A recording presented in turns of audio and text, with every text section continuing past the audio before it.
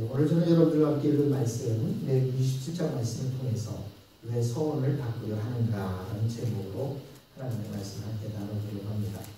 지금까지 우리가 레위기를 봐오고 있고요.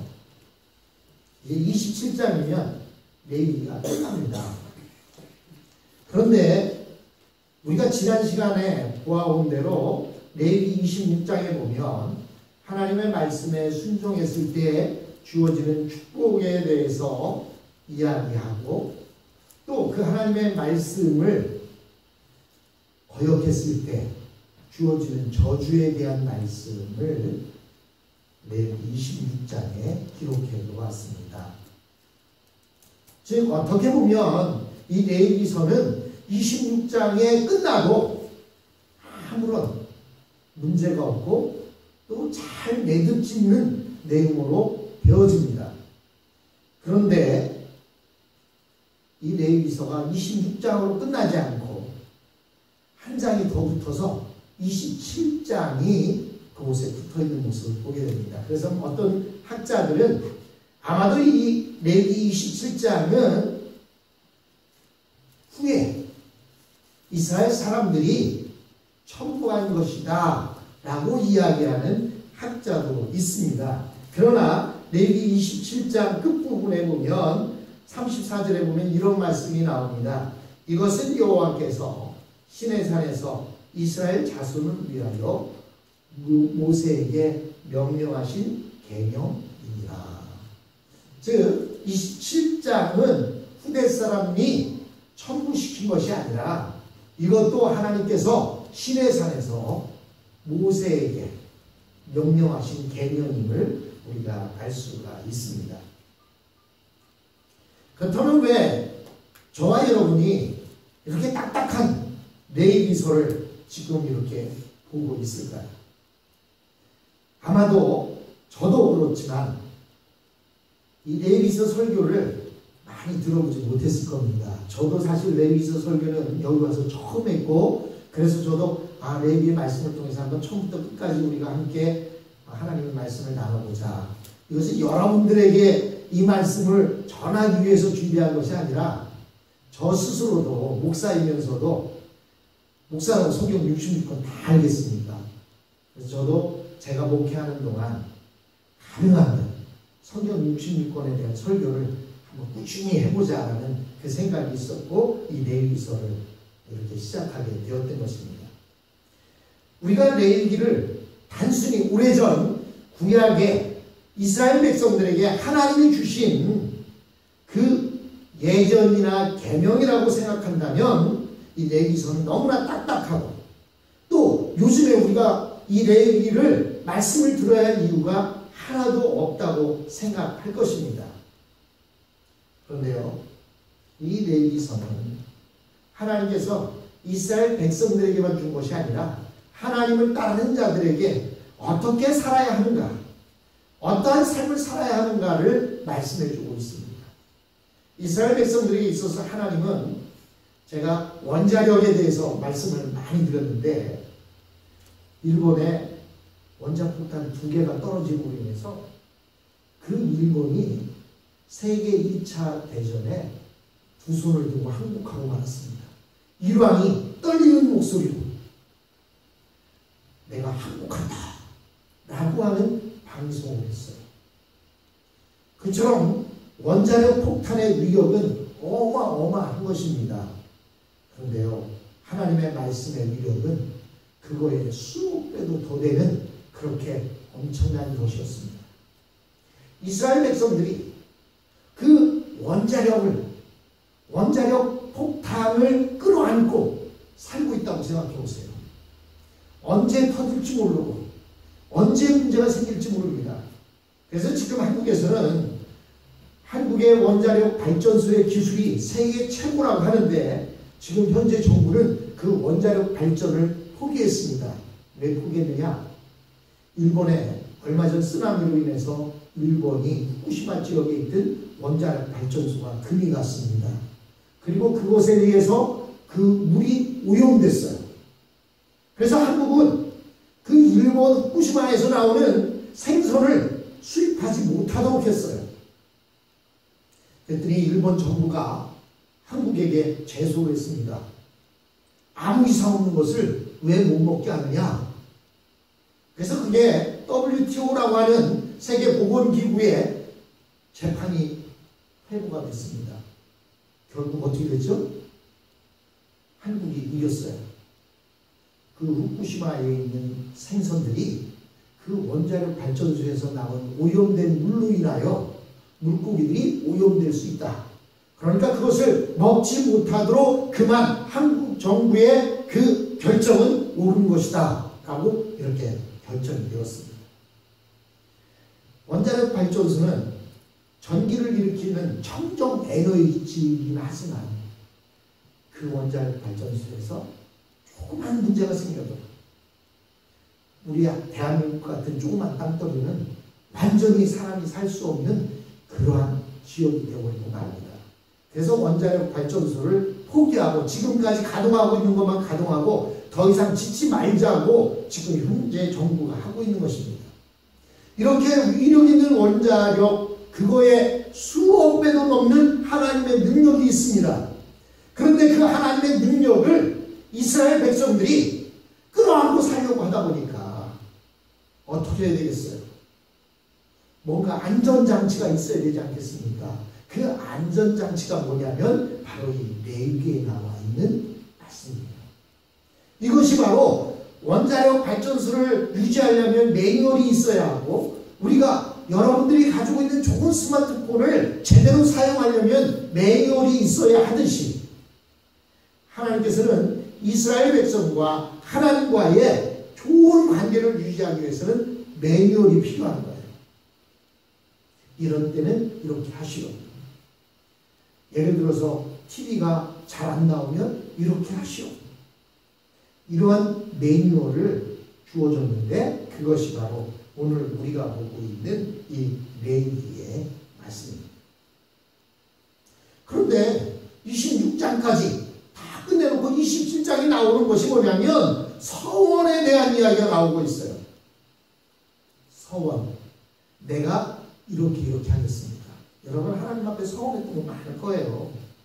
특별히 기도할 때 하나님 내가 이런 어려움이 있는데 이 어려움을 극복시켜 주시면 내가 하나님 열심히 주님을 위해서 살겠습니다. 내가 이렇게 하겠습니다. 내가 저렇게 하겠습니다. 가진 여러 가지 서원을 했을 거예요. 그런데 서원을 했다가 그 서원을 지키지 못하게 됐을 때 보통 어느 때 서원을 못 지키는 줄 아십니까? 그 기도의 응답이 되어지면요 서원을 안 지켜요. 기도하기 전에는 하나님이 이거 해주시면 내가 이렇게 하겠습니다. 내가 주일에 이렇게 섬기고 내가 이렇게 헌금하고 내가 이렇게 전도하고 내가 이렇게 하겠습니다. 라고 이야기했다가 어느 순간 언제 그랬냐는 것이 슬그머니 사라집니다. 어렵고 힘들 때는 눈물 뿌리며 주님 앞에 나와서 울부짖으며 하나님 살려주세요 기도하다가 그것이 잘 해결되어지면 언제 그랬냐는 듯이 물에 빠진 사람 건져주니까 보따리 내놓으라는 격으로 그렇게 살아가는 사람들이 있습니다. 그런데 하나님께서는 그들을 위해서 서원을 했는데 그 서원을 하나님 앞에 제대로 이행하지 못할 때에 하나님께서는 금전으로 해결하라고 지금 말씀하고 있습니다.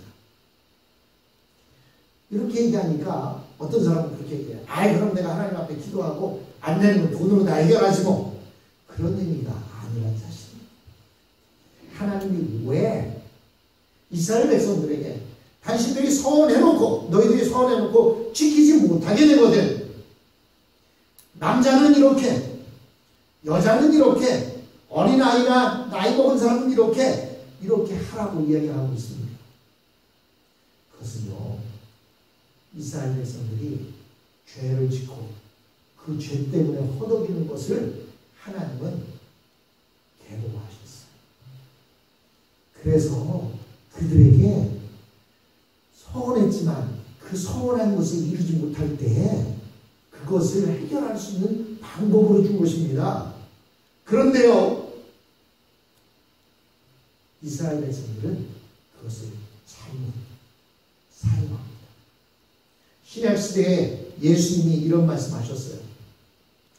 부모에게 드릴 것을 드리지 않고 고르반이라고 해서 부모에게 드리지 않고 내가 하나님 앞에 대신 드렸다. 그로 인해서 부모를 존경하지 않는 그런 경우들이 있었다는 거예요. 즉 하나님 앞에 서원해놓고도 하나님이 서원을 못 지킬 때는 돈으로 해결하라고 해서 그냥 돈 몇 푼 하나님 앞에 내는 것으로 이 서원한 거 지키지 못해도 된다라고 잘못 생각하는 사람들이 있었던 것입니다. 그런데 하나님께서 왜 이스라엘 백성들에게 그 서원하는 것에 대한 이렇게 가격을 다르게 밀어놨을까요? 아마도 여기에서 이야기하는 서원은 나시림과 같은 서원을 이야기합니다. 즉 내가 태어나서 나를 주님 앞에 바치겠습니다. 누가 그랬어요? 한나가 사무엘이 태어나면 주님 앞에 바치겠습니다. 그런데 그렇게 서원했다가 특별하게 다른 문제가 생겼어요. 예를 들면 그 아들이 둘이라서 아들 하나 바치려고 했는데 갑자기 아들이 사고가 나서 또는 병이 들어서 죽어버렸어요. 아들이 하나밖에 없는데 하나밖에 없는 이 아들을 주님 앞에 드리면 내 가게는 누가 이끌어갑니까? 저희 아버지가 6남매를 낳았거든요. 6남매를 낳은 이유가 뭐냐면 저희 큰아버지가 일본에서 같이 이제 일본에서 아버지, 큰아버지, 할아버지가 한의사를 공부하기 위해서 일본에 갔다가 거기서 같이 공부하다가 다른 사람들은 다 나왔는데 큰아버지가 나오지 못했어요. 근데 큰아버지가 일본 여자랑 결혼을 했는데 이 일본에서는 조생진 그러면 아주 천대하잖아요. 그래서 그 자식을 아들, 딸 하나씩을 낳는데 그 아들, 딸의 이름을 부인의 호족에 올렸어요. 그러니까 한국 호족에는 그냥 총각은 돼 있는 겁니다. 그러니까 아버지가 우리 형에게 아들을 하나 더 낳으면 아들 하나를 형의 호적에 올려줘야 되겠다 생각을 한 거예요. 그래서 첫째 우리 누나를 낳고 둘째 저를 낳고 나니까 아들 하나 더 낳아야 그 형 호적에 올려줄 거 아닙니까? 그래서 계속 낳다 보니까 계속 딸만 낳는 거예요. 근데 결국 아버지가 병이 들어서 막내 낳고 100일 지나지 않아서 돌아가셨어요. 그래서 결국은 아들이 저 하나뿐이다 보니까 큰아버지 앞으로 거기다가 형제가 둘밖에 없으니까 올려드리지 못했습니다. 이스라엘 백성도 그런 경우가 있을 수 있다는 거예요. 하나님 앞에 하나는 바치고 하나는 내 자식으로 이렇게 하려고 했는데 그런 문제가 생겼을 때 장년들은 남자들은 50세겔로 하고 여자들은 40세겔로 하고 하는 그 세겔로 계산되어지는 것은 뭐냐면 성전 봉사를 해야 되는데 이게 여자라고 해서 가치가 적다는 의미가 아닙니다. 일의 가치로 따라줘서 그렇게 정한 거예요. 지금이야 오늘날에야 여자들 일자리가 더 많습니다. 여자들 할 일도 많습니다. 그리고 힘을 쓰지 않고도 얼마든지 할 수 있는 일들이 많습니다. 그러나 옛날에는 힘쓰는 일로 그 사람의 가치를 매겼던 거예요. 그래서 여러분 집에서 소를 키울 때도요. 암소를 키우면 얼마나 좋습니까? 왜냐면 암소는 새끼 나면 송아지 나면 얼마나 비싸요. 근데요. 암소보다 황소가 2배 가까이 더 비쌌어요. 왜 그런지 아십니까? 소들이 쟁기를 등에다 메고 농사를 져야 되는데요. 암소보다 황소가 힘을 훨씬 더 잘 써요. 그래서 황소의 값이 훨씬 더 비쌌던 거예요. 차별하는 것이 아닙니다. 구별하는 거예요. 어떤 분들은 이야기하기를 왜 여기에서 이렇게 금액을 차별하느냐? 차별이 아니에요. 구별이에요. 능력 있으면 더 내도 됩니다. 그런데 차별한다고 생각해요. 하나님은 그때 시대에 맞게 잘 구별하셨어요.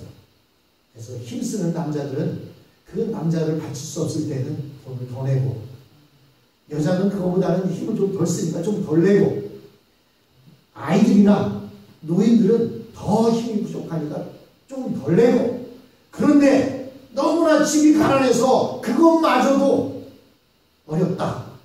어떻게 하라고요? 그들을 제자に불러서 당신이 그럼 할 수 있는 게 뭐냐? 힘에 닿는 대로 하되 제사장이 금액을 매겨주면 그 금액대로 하라고 이렇게 되어 있는 것입니다. 근데 좀 전에 말씀드린 대로 우리가 이 말씀을 보면서 이스라엘 백성들은 이런 식으로 서원을 돈으로 대납해도 되는구나 라고 생각해서는 안 된다는 거예요. 우리에게 있어서 더 중요한 것은 왜 이스라엘 백성들은 하나님께 무엇인가를 바치겠다고 서원해놓고 그것을 바꾸려 하는가에 있다는 것입니다. 1절로 3절에 보니까 여호와께서 모세에게 말씀하여 이르시되 이스라엘 자손에게 말하여 이르라. 만일 어떤 사람이 사람의 값을 여호와께 드리기로 분명히 서원하였으면 너는 그 값을 정할지니 내가 정한 값은 20살로부터 60살까지는 남자는 성수의 세겔로 은 50세겔로 하고 이렇게 되어 있습니다. 여기서 우리가 생각해야 할 것은 이스라엘 백성들이 이들의 서원이 이스라엘의 풍요에 어떤 영향을 미치느냐 하는 것입니다.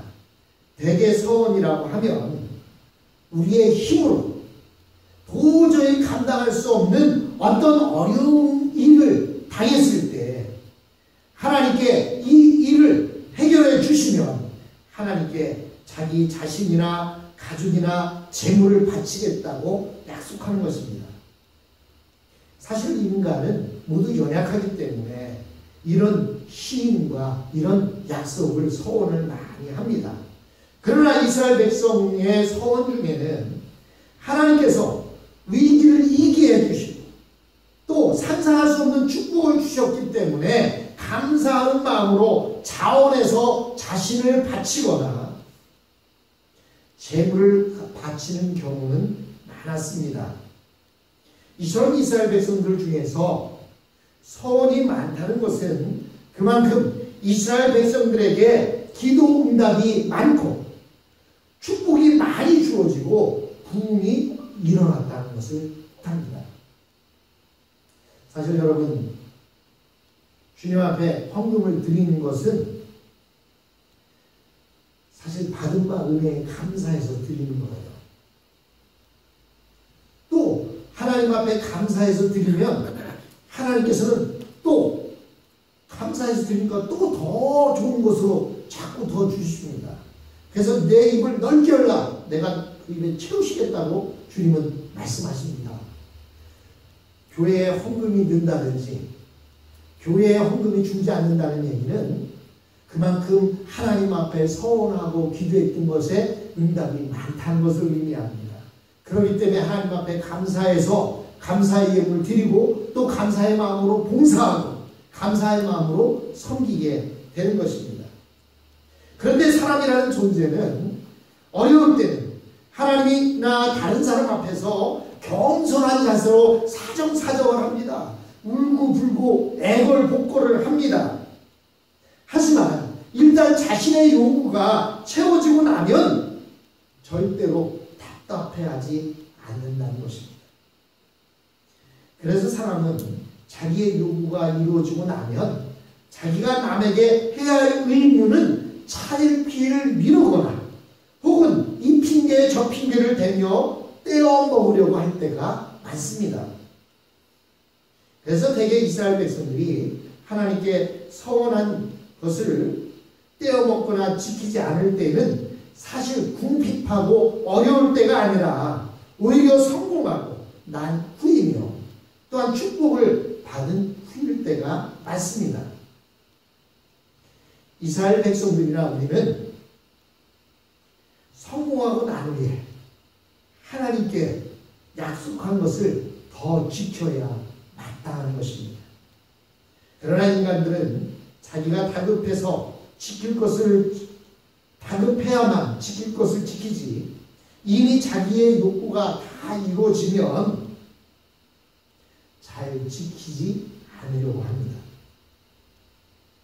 하나님의 백성들이 하나님의 은혜와 축복에서부터 멀어지게 되는 것은 무슨 큰 죄를 지었기 때문이 아니라 하나님 앞에서 작은 약속을 업신여기고 지키지 않는 데서 비롯된다는 것입니다.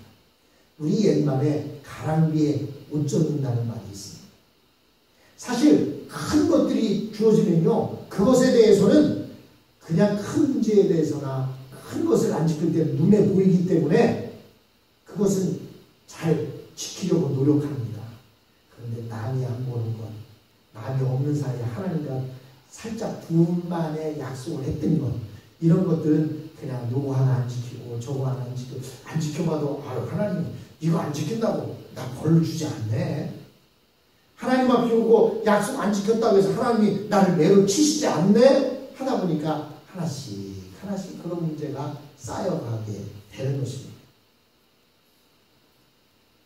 하나님의 백성에게 있어서 죄의 틈이 벌어지게 되는 것은 자기가 마음만 먹으면 얼마든지 지킬 수 있는 작은 서원을 버리는 데서부터 시작되는 것입니다.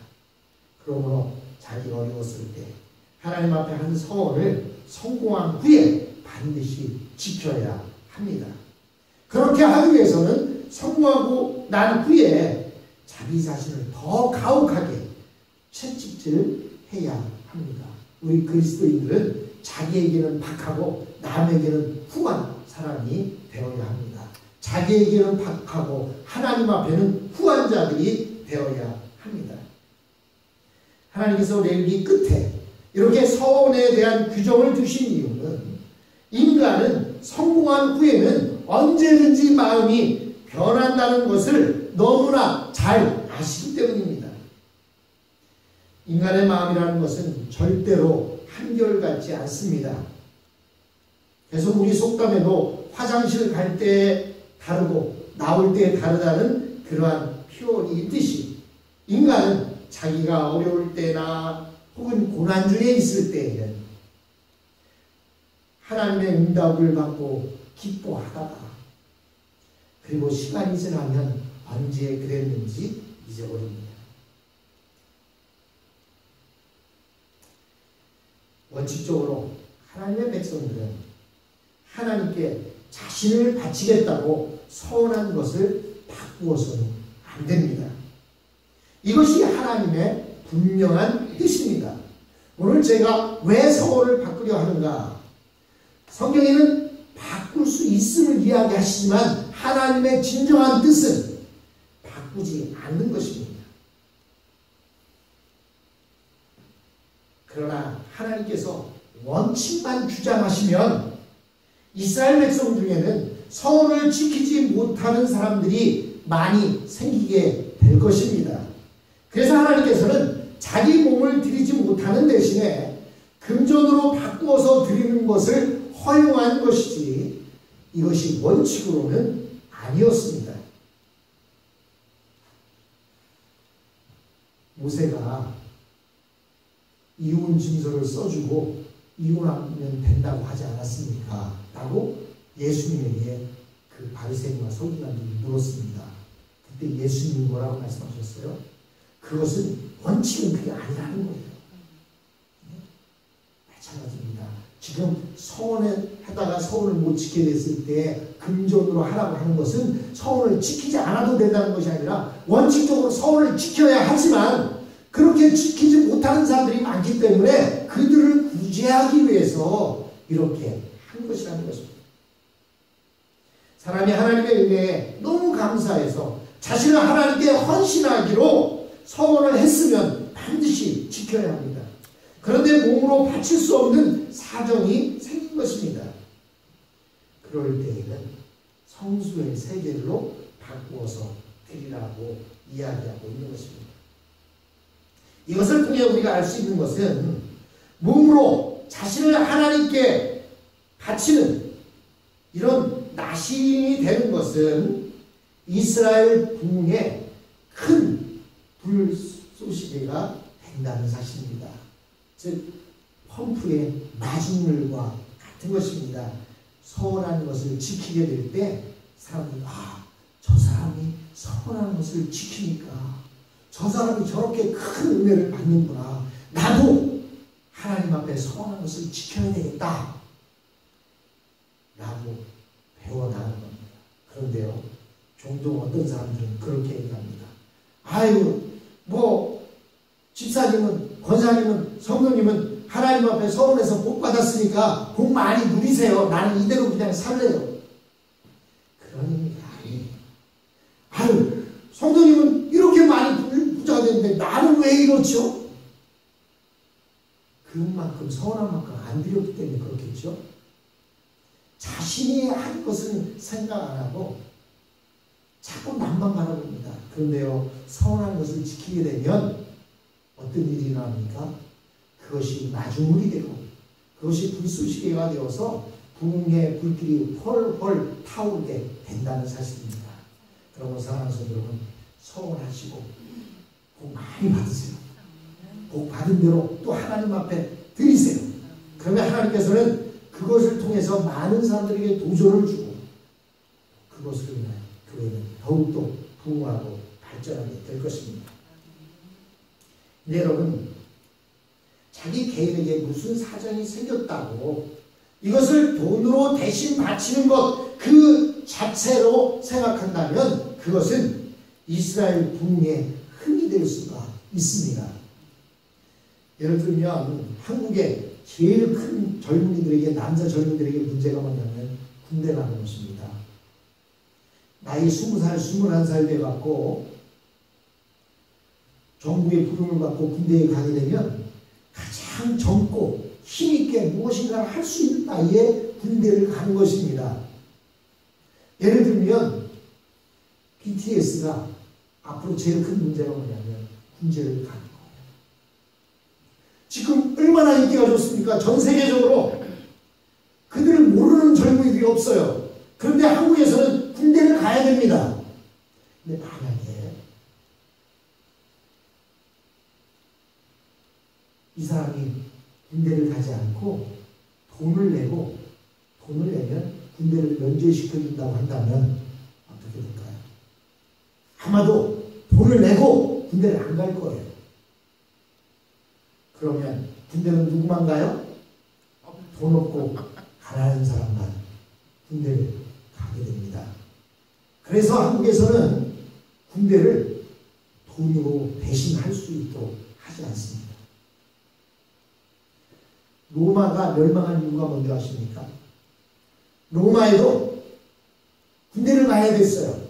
그런데 돈 있고 부자인 그 사람들은요, 저 다른 나라 노예를 잡아다가 그들에게 돈을 주고 그들을 군대에 보낸 거예요. 그리고 군대에 그들이 가서 전쟁을 하는데 월급은 누가 줘요? 주인이 주는 거예요. 나 대신 네가 전쟁터에 나가서 싸우라는 거예요. 그래서 월급을 줍니다. 결국은 로마가 멸망한 것이 그것 때문에 멸망을 했어요. 여러분, 우리가 교회가 돈 가지고 모든 것이 해결된다고 한다면 교회는 망합니다. 아무리 돈이 있어도 교회는 몸으로 섬기는 거예요. 시간으로 섬기는 겁니다. 물론 그만큼 돈을 벌기 위해서 시간이 없는 사람은 내가 몸으로 섬기지 못하는 만큼 돈으로 섬기면서 몸으로 또 같이 섬기는 것이지, 나는 헌금만 많이 하면 돼, 난 딴 아무것도 안 해도 돼, 그거 아니에요. 그렇다면 교회 섬기는 사람은 누구만 섬기겠어요? 돈 없고 힘없는 사람만 섬기는 거 아닙니까? 하나님께 몸을 바치고 서원했다면 마땅히 몸으로 봉사를 해야 하는 것입니다. 서원을 금전으로 바꿀 수 있도록 한 것은 자신의 장애나 질병 때문에 도저히 몸으로 봉사할 수 없는 사람에게 돈으로 바치라고 하는 것이지, 누구든지 서원한 뒤에 돈으로 바치면 된다는 그런 뜻이 아닙니다. 사실 이스라엘이나 교회나 분이 일어날 때에는 몸으로 봉사하는 사람들이 많았습니다. 이것은 굉장히 좋은 일입니다. 그러나 사람들이 몸으로 봉사하지 않고 돈으로 대신하려고 하면 부흥의 불이 식어지게 될 수 있습니다. 그리고 진짜 부흥의 불이 꺼지게 될 때에는 몸으로도 봉사하지 않고 돈으로도 봉사하지 않는 그런 일들이 생기게 됩니다. 그러다 보면 교회는 점점 부흥의 불이 꺼지고 교인들은 떠나게 될 것이고 교회는 문을 닫게 될 것입니다. 사랑하는 성도는 하나님 우리에게 몸으로 섬기기를 원하십니다. 그리고 하나님 우리에게 서원한 것을 갚기를 원하십니다. 하지만 여러 가지 딱한 사정에 의해서 그렇게 하지 못할 때에는 또 다른 길을 예비하셔서 그것을 지킬 수 있도록 이렇게 해주십니다.